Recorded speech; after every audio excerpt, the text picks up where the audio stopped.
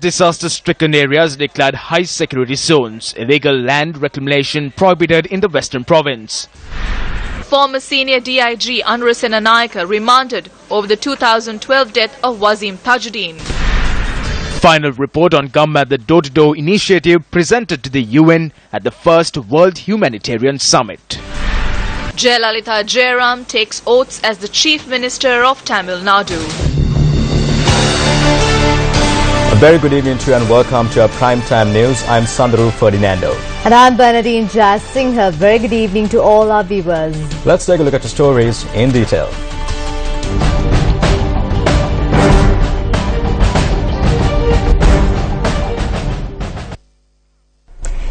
President Maithripala Sirisena has ordered that all disaster-stricken areas be declared high-security zones. The President's media division said this step was taken to prevent possible looting and criminal activity. The Special Environmental Relief Task Force, which was established to restore suitable living conditions for the affected people while managing the damage to the environment caused by the recent natural disaster outbreaks, convened this afternoon. The meeting, which was held under the auspices of the President, was also attended by the Prime Minister, Ministers, Ministry Secretaries and Commanders of the Tri-Forces. Issuing a communique, the President's media division said that a decision was taken to provide a financial donation of 10,000 rupees to each household affected by the disaster. The President had also instructed the officials to prohibit the illegal reclamation of land in the Western Province. While pointing out the importance of reclaiming land to rehabilitate those displaced by the disaster, the President also instructed officials to formulate a special program for school children for their educational activities. A streamlined process is necessary to ensure the cleanliness of wells and pipe water systems. The Ministry of Health has taken the lead together with the Central Environmental Authority and other relevant organizations to carry out the cleaning of wells and pipe water systems to ensure the availability of clean drinking water for the people.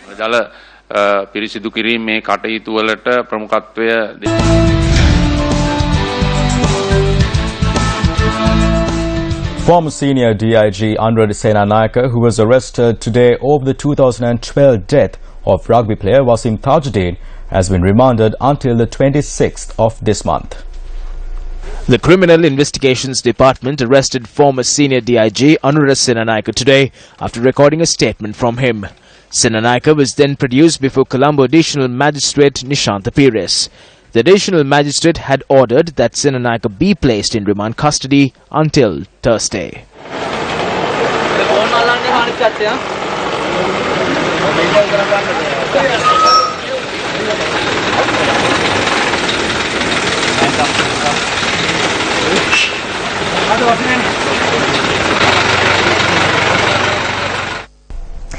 Former Ministry Secretary Willie Gamage and the Treasurer of the Rajapaksa Foundation, Arya Tilaka Dahanayake, who were arrested by the Police Financial Crimes Investigations Division, were granted bail today.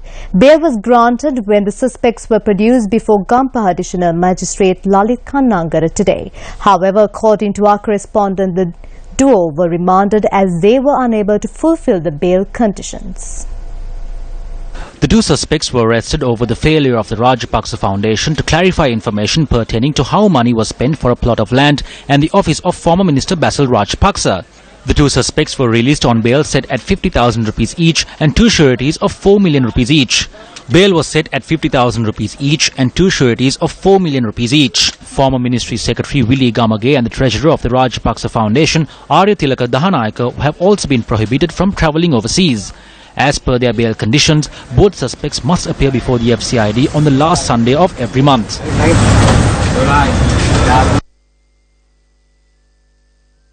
Meanwhile, MP Namal Rajapaksa was summoned to the FCID today with regard to the ongoing investigation over a plot of land in Mount Lavinia.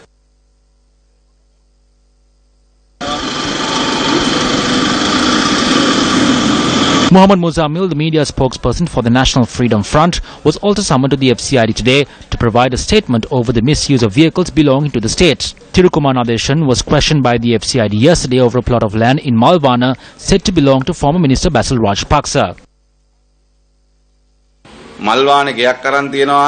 A house has been purchased in Malvana under the name of Thiru Nadeshan. These people are friends and loyalists of the Rajapaksa family. At the same time, these individuals have been involved in major fraudulent financial transactions. Tirunadeshan comes and goes to provide statements, and so do Normal Rajapaksa and Basil Rajapaksa. Then they are granted bail and they return home. The people have a grave suspicion today regarding whether the law is being enforced against people involved in large-scale fraud amounting to millions and billions of rupees. The people are watching the activities of the thieves and the FCID like a movie or a teledrama. The deals have already started. Then deal patang arang ibarai. Domani inizierà a Istanbul. Tomorrow, the first World Humanitarian Summit will start in Istanbul, Turkey, aimed at reflecting on the measures to be taken to meet the dramatic humanitarian situations caused by conflict, environmental problems and extreme poverty. We accompany with prayer the participants at that meeting that they fully commit themselves to the main humanitarian goal, to save the life of every human being without exception, especially the innocent and the defenseless. Gli innocenti e più indifesi. With those words of encouragement from the Supreme Pontiff, the first ever UN World Humanitarian Summit got underway in Istanbul, Turkey. A complete report compiled by Newsfirst and the University of Peradeniya on the issues faced by the people of Sri Lanka, identified through the Gum at the Door-to-Door campaign, was handed over to the United Nations on the sidelines of the summit today. On the sidelines of the UN World Humanitarian Summit, the final report on the Gum at the Door-to-Door initiative, which looked into a plethora of issues faced by the public of Sri Lanka in urban, semi-urban and rural areas alike, was handed over to the UN Assistant Secretary General for Humanitarian Affairs, Kang Kyung-Wha. The report was handed over by Group Director of the Capital Maharaja Organisation Limited, Shevan Daniel. Incidentally, the Capital Maharaja Organisation Limited is the only private sector organisation representing Sri Lanka at the summit. Speaking on the report, the UN Assistant Secretary General noted that she would assist Sri Lanka by informing the UNDP and the World Bank on the findings contained in the report, with the hope that the Sri Lankan people will benefit. When the chairman of the Capital Maharaja Organization, Mr. Raj Mahendran, conceptualized the Gum at the concept many years ago, perhaps even we did not see the true depth of that vision. Today, the final report was presented to the UN Assistant Secretary General for Humanitarian Affairs at the World Humanitarian Summit. We were determined to achieve this for the people of Sri Lanka. We cannot sit by and accept people dying of kidney disease. We cannot accept the lack of clean drinking water. We cannot accept the loss of life caused by the human-elephant conflict. In this day and age, why should we? Technology has progressed far enough to solve many of these issues. We just need the will to make it happen. This is why we have taken this effort to the world's highest international body, the UN. And of course, it is a testament to the hard work of the Newsfirst team and the University of Peradeniya, whose unstinted commitment to the cause has brought this campaign worldwide attention. The opening ceremony of the Global Summit, convened by UN Secretary General Ban Ki-moon to address failings in the provision of humanitarian aid, was held today. Some 6,000 participants from 150 UN member states are taking part in the summit, including 57 heads of state or government. We are all here because global humanitarian action is unprecedentedly strained. I proposed this summit 4 years ago out of concern for rising humanitarian needs and declining political will. Today, the urgency has grown. This is the 21st century United Nations gathering. The summit and agenda for humanity are based on 3 years of consultations. We created the World Humanitarian Summit in this unique and inclusive format because of the important role that people affected by crisis, civil society, NGOs, and others play in humanitarian action. We are here to shape a different future. Today we declare we are one humanity with the shared responsibilities. It is a great pleasure to host the first ever World Humanitarian Summit of history and to host you in Istanbul. I hope that this summit will lead to auspicious outcomes for all humanities, primarily those hundreds of millions of people striving to sustain their lives under great distress. We present this summit to recognize very well that pain knows no color, race, language, or religion. We will never, ever close our doors, our borders to people and to humanity. I would like to underline this with great emphasis. We, as leaders and responsible individuals of the international community, can only succeed if we work under common principles and goals. Iconic figures, humanitarian activists and advocates too addressed the opening ceremony. The human consequences are sadly readily apparent. The world must engage in fast, effective, transparent humanitarian responses. The summit is billed as the first of its kind, bringing together government, civil society and the private sector. It aims to mobilize funds and get world leaders to agree on issues from better managing displaced civilians to renewing commitments to international humanitarian law. Have you ever faced an impossible choice? Like having to choose between medicine or food for your family? Or which one of your children to give the only life vest to? Millions of people are faced with impossible choices like these every day. Every day we receive more news, more footage, more facts, and it's hard to know what to do. But there is an answer. This May, the first ever World Humanitarian Summit is happening. The Capital Maharaj organization is proud to be the only Sri Lankan company to be represented at the world's first UN World Humanitarian Summit. While the water level of the Kalani River is declining gradually, stagnant floodwaters are receding slowly in some areas. The Department of Irrigation says if floodwaters stagnate, steps will be taken to pump out the excess water. The Nagalam Street water level gauge, which read 7.8 feet on the 17th of this month, had reduced to 4.2 feet by 2 p.m. today.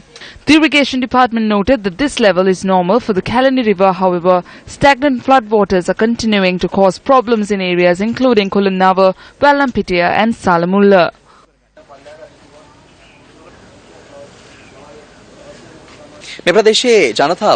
The people in this area are still waiting for the floodwaters to recede, which is happening at a snail pace. The people here are hopeful that they will receive assistance in the future to rebuild their lives. ඒ පිළිබඳව ඒ සම්බන්ධයෙන් ඔවුන්ට අත්වලක් ලැබෙයි කියලා ඔවුන් බලාපොරොත්තුවක් තියාගෙන ඉන්නවා. People who returned to their homes today were forced to turn back due to the stagnant floodwaters.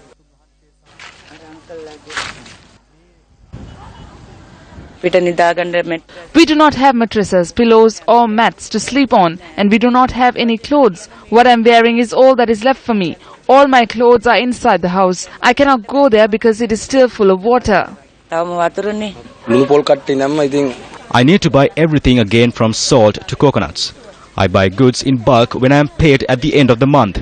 Now it is all underwater. The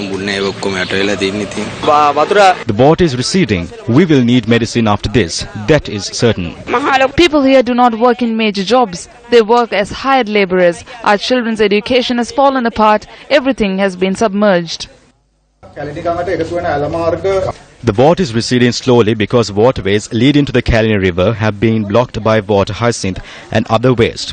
Yesterday, the Navy and the Land Reclamation Ministry cleaned the canals, and this led to floodwaters receding at a quicker pace.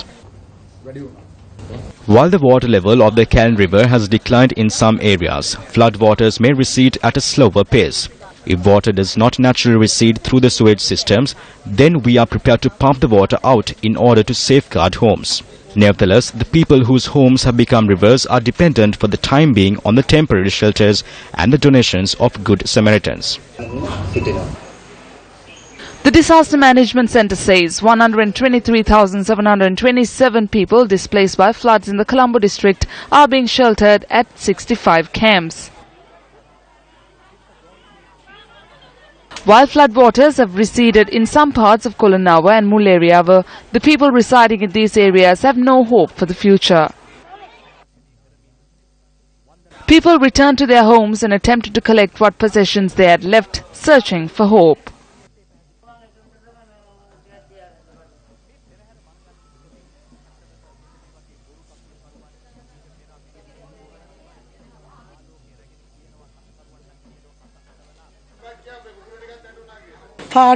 You cannot put a price on the losses we incurred. We had a small workshop at our home to build pantry cupboards and other items. All of the machines are gone. We could not even save the motors.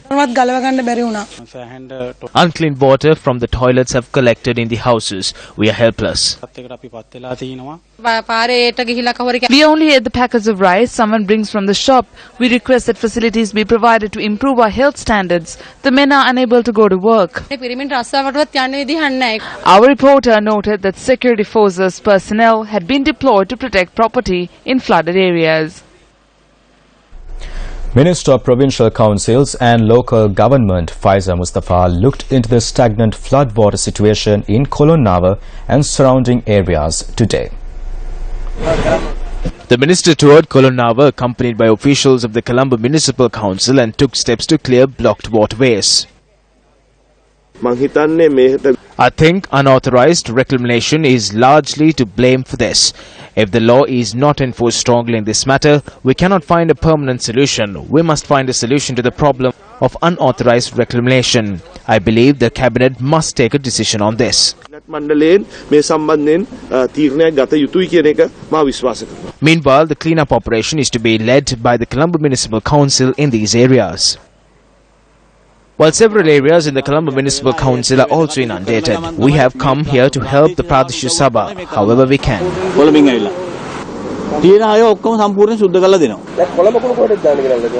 Waste from Colombo is being taken to Karadiniya in Piliandala. A court order has been obtained and steps are being taken accordingly.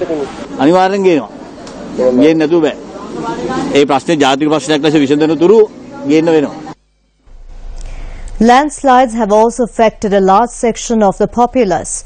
The bodies of 25 people who were killed in Samasarakanda landslide in Arnayaka, which buried 3 villagers, have been recovered as of today. On the 17th of this month, heavy rains triggered a major landslide on the Samasarakanda in Arnayaka, leaving a trail of devastation across 3 villages.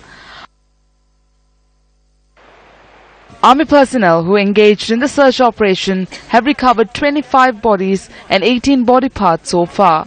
135 people are still unaccounted for.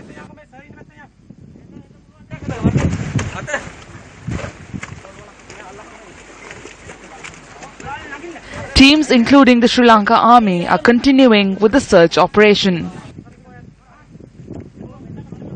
More than 1,000 people who lost their families, neighbors and homes in the catastrophe are still being sheltered at the Rajagiri Mahavidyalaya, the Viyaneliya Viharaya and the Podape Viharaya in Arnayaka.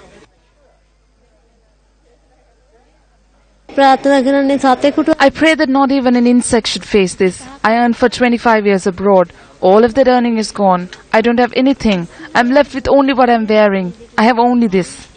You will be blessed if you find a place for us to stay.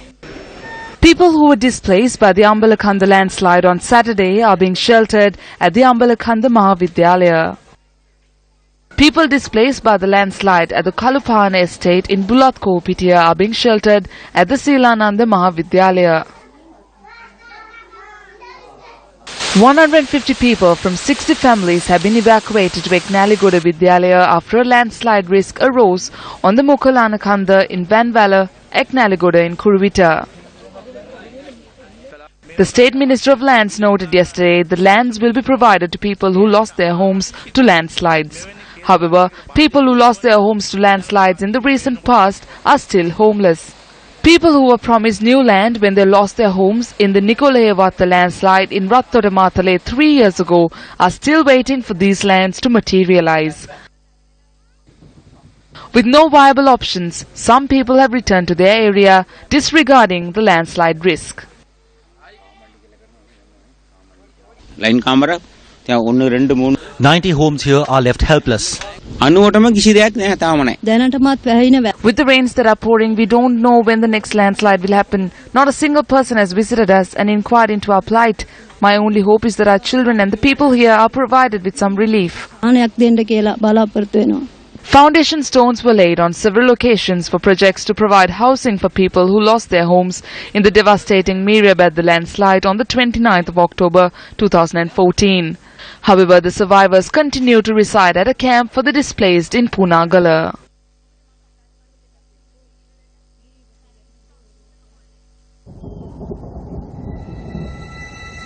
Some call me nature.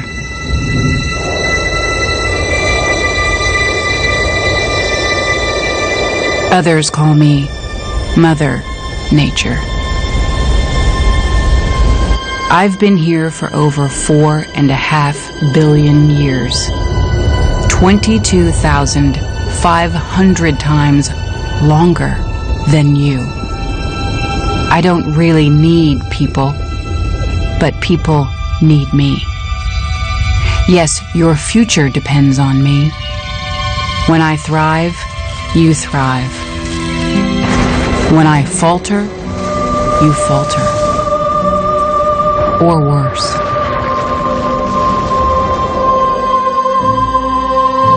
But I've been here for eons. I have fed species greater than you, and I have starved species greater than you. My oceans, my soil, my flowing streams, my forests, they all can take you or leave you. How you choose to live each day, whether you regard or disregard me, doesn't really matter to me. One way or the other. Your actions will determine your fate, not mine. I am nature. I will go on. I am prepared to evolve. Are you?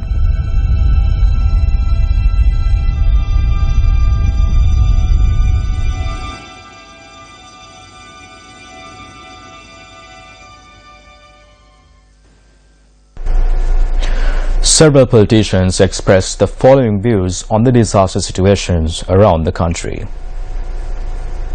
The Colombo District Development Coordination Committee met under the auspices of Minister Ravi Karunanayake today to discuss the disaster relief program. As a government, we are prepared to help without any hesitation. Everyone is of the same stance, and we have recommended that this be done through the Disaster Management Ministry. This is a major catastrophe, and we believe that an expense of 150 to 250 billion will have to be borne.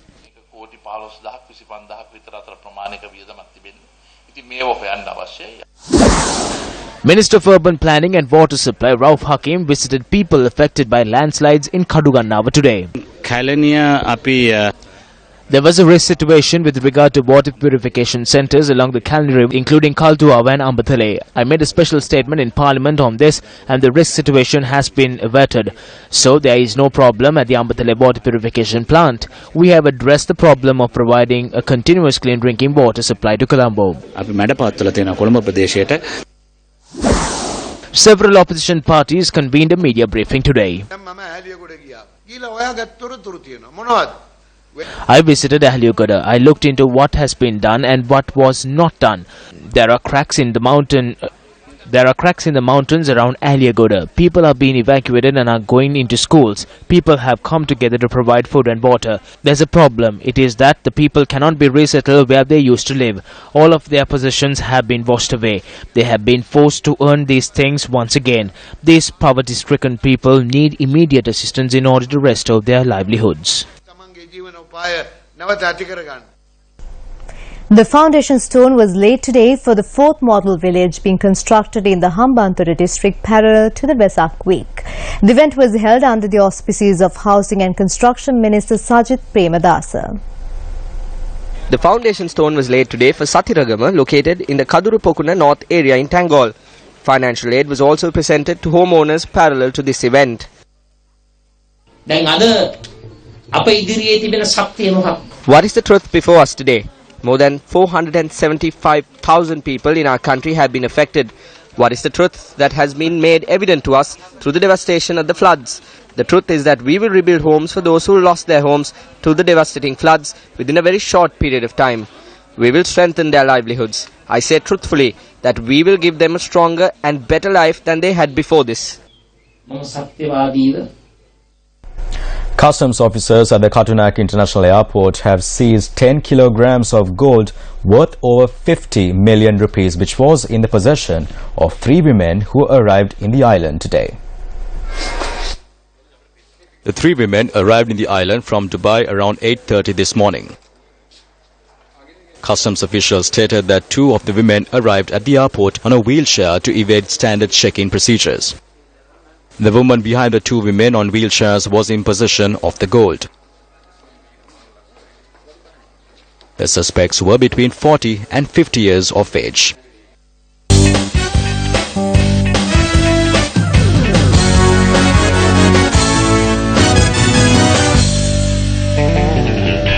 Sri Lankan wicketkeeper batsman Kusal Janit Pereira, who has been lifted recently,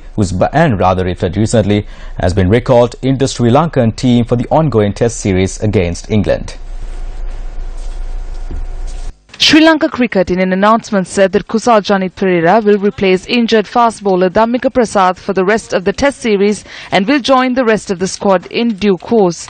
Kusal Janit has played 3 Test matches so far and has an aggregate of 169 runs inclusive of 2 half-centuries. The SLC statement further stated that a batsman was named as a replacement for fast bowler Dhammika Prasad due to the presence of many other bowling options in the squad. Kusal, who was accused of doping charges and banned for close to 6 months, had his ban lifted recently. The SLC statement further said Kusal had been training at the Sri Lanka Cricket Training Academy continuously for the past couple of weeks. The second test between Sri Lanka and England is scheduled to begin on Friday.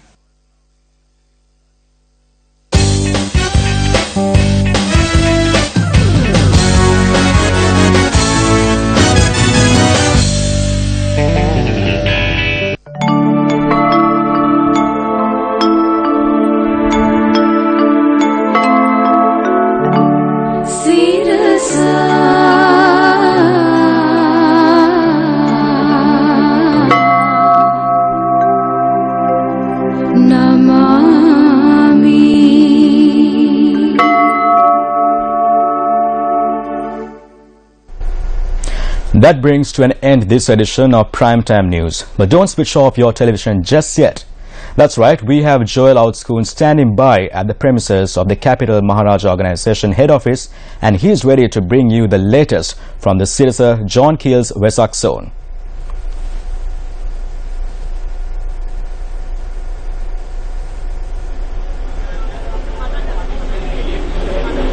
Hello there, a very good evening and thank you very much for the opportunity.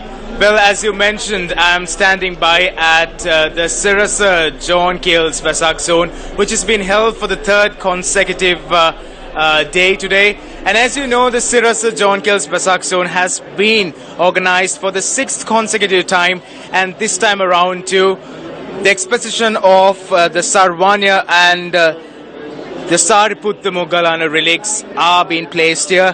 And as you could see, scores of people are arriving here at the Sirasa John Keel's Vesak zone for one very reason, which is to obtain blessings and to worship the sacred relics which are being exposed at this very location. And also, just like any other Vesak zones, this Vesak zone is special because it just not only the usual pandal and the dancers, but this has so much to offer for the devotees and also those who come during the season of Vesak to pay homage and also to experience a first-hand experience of a Vesak zone. Well, the Sirasa John Keel's Vesak zone is one that adds so much color to the season of Vesak, and with that several other festivities and also several other activities are taking place at the Vesak zone. Let's now take a look at some of the other events. Blood donation camp was held at the premises of the head office of the Capital Maharaja Organisation Limited in line with the Sirasa John Kills Vesak zone. The blood donation camp was organised by Kevilton Electrical Products Private Limited. Officials from the National Blood Bank engaged in obtaining blood from the volunteers who arrived at the Sirasa John Kills Vesak zone. We joined hands with the Sirasa Media Network and organised this blood donation camp since the inception of the Vesak zone. The basic reason for this blood donation is the lack of blood that is needed during an emergency disaster situation. A number of campaigns did not have blood to provide to the people. That is why we thought of initiating this project on behalf of the Kevilton and through the Maharaja organisation. That is our endeavour.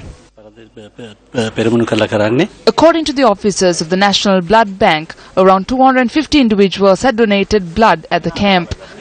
A program to free cows who are to be slaughtered was also organised by Kevilton Electrical Products Private Limited. The Sirasa FM Dhamma School, organised concurrent to the Sirasa John Keels Vesak zone, was held for the third day today with the support of the Department of Buddha Sasana and the All Ceylon Sangana Rakshaka Balamandalaya. Several competitions, including singing competitions and recitals, continued today as well.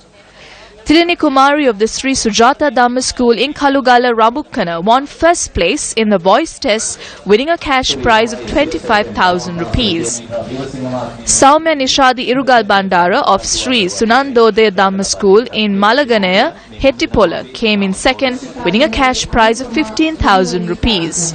The finals of the Dhamma knowledge competition saw the Karuna team winning the top spot. The team consisted of WD. Vesak zone is the pandal which depicts the Thakka Jatakya. Now, the beautiful Torana which is being displayed here was brought to light today by the president of the leisure group of John Keels Holdings, Krishan Balendra, in the presence of Rear Admiral Udaya Bandara and Rear Admiral Rohita Premasiri. When also a notable feature is the Vesak lanterns created by the Sri Lanka Navy.